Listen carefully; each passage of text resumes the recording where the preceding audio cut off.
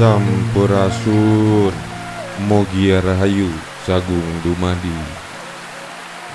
Wilujeng Sumping, selamat datang di channel Sajalajala Patanjala.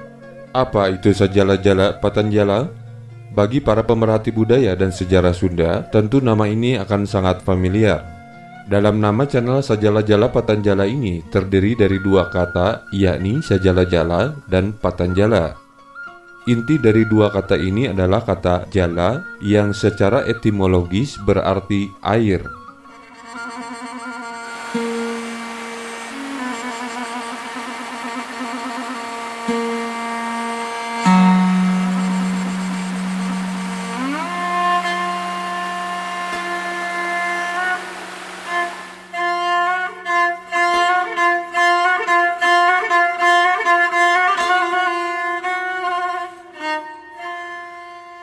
Sedangkan penyebutan Sajalajala merupakan bahasa magis yang kerap digunakan sebagai bahasa sakral.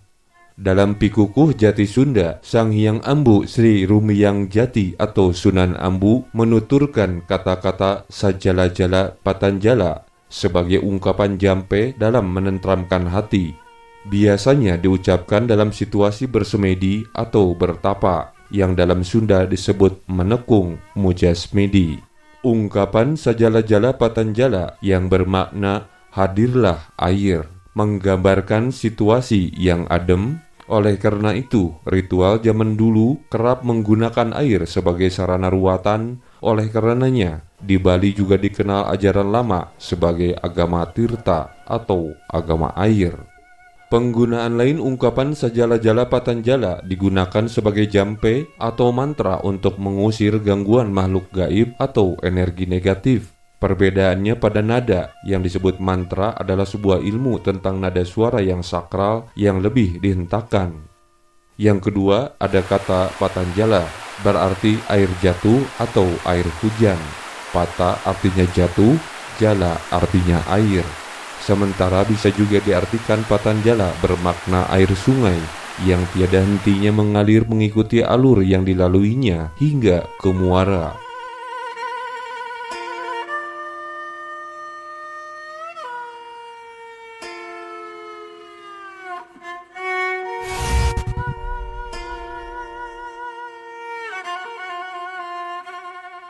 Siapakah Patanjala? Apakah menurut Anda sangat asing di telinga? Patanjala juga disebut sebagai nama dewa atau Sang Hyang dalam naskah Siksa Kandang Karesiang. Di dalam sejarah Jawa Barat ada dua orang raja yang dianggap penjelmaan atau titisan dari Patanjala, yaitu Reti Kandayun Raja keempat Kendan atau pendiri Galuh sekaligus raja pertama Kerajaan Galuh. Reti Kandayun bergelar Sang Patanjala di Panjulan. Demikian menurut naskah Siksa Kandang Karesiang.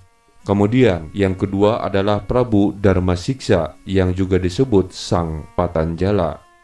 Dalam naskah Perjalanan Bujangga Manik menuturkan adanya seorang tokoh yang tiba di Bukit Bulistir, di mana terdapat Sasakala Patanjala. Di sana sang tokoh tinggal selama setahun. Berikut kutipannya. Awaking kahujung kulon, yarea hadanganana, lempang aing yang kidulkeun ngahusir Bukit Bulistir, eta hulu Cimarinjung, Sakakala Patanjala, manten burung ngadeg ratu. Aku pergi ke ujung kulon, karena di sana banyak hal yang mengganggu. Aku berjalan menuju selatan, melanjutkan perjalananku ke Gunung Bulistir. Itu hulu sungai Cimarinjung, peninggalan Patanjala ketika ia gagal menjadi raja. Bila kita membaca naskah Perjalanan Bujangga Manik, terkesan bahwa tokoh Patanjala adalah tokoh yang benar-benar pernah hidup jauh sebelum masa hidup Bujangga Manik.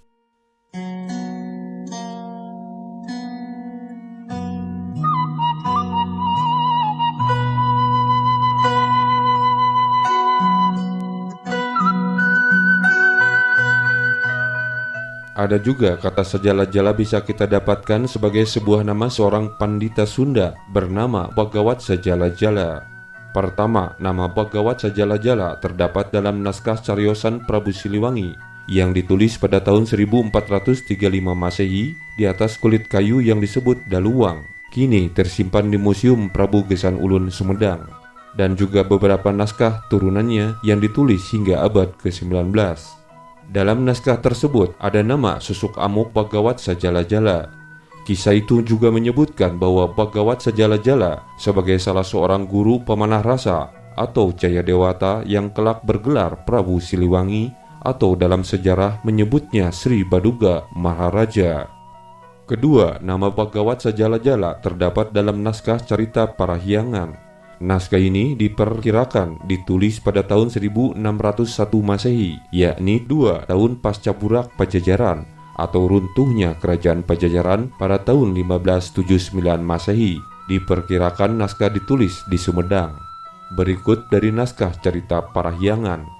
Di pamana Sunda Hanapandita Sakti, ngarania Bhagawat Sajala-jala, pinajahan tanpa dosa, mang janma inya sang manarah, anak rahyang tamperan, 2 sapilancekan denung rahyang banga. Di wates Sunda aya Pandita Sakti dipateni tanpa dosa, ngarana Bhagawat Sajala-jala, atma Pandita teh nitis nya jadi sang manarah, anak narahyang tamperan 2 anjeng tulurna rahyang banga. Di batas Sunda ada pendeta sakti dibunuh tanpa dosa bernama Bhagawat Sajala-jala. Atma pendeta itu menitis atau menjelma, ia menjadi sang manarah atau ciung wanara, anak rahyang tamperan, 2 bersaudara dengan rahyang banga. Dalam naskah Carita Parahyangan menyebutkan nama tokoh Bhagawat Sajala-jala. Setting peristiwanya terjadi di masa Ciung Wanara yang berkuasa di Galuh pada tahun 661 hingga 705 Saka atau 740 hingga 784 Masehi. Bhagawat Sajala-jala atau Ajar Sukaresi dalam naskah ini adalah Premana Dikusuma. Ia adalah cucu Purbasora, Raja Galuh keempat yang mengkudeta Sena Bratasenawa.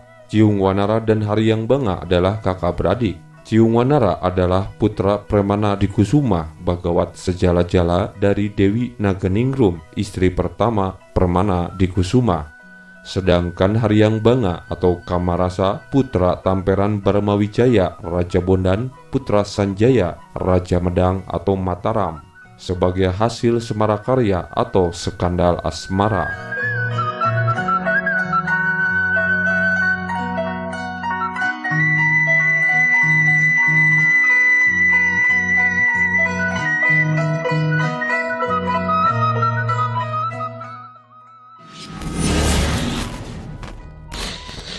Di dalam channel ini terdapat logo yang berupa lempir lontar. Ini adalah kutipan dari naskah Dharma Patanjala. Naskah ini disimpan di Jerman dan berasal dari pusat magis Pulau Jawa yang terletak antara Gunung Merapi dan Merbabu, Jawa Tengah. Penulisan diperkirakan di sebuah kemahawikuan yang menjadi pancernya orang Sunda dan Jawa di masanya. Semoga video ini bermanfaat. Rahayu, Rahayu, Rahayu, Jagat.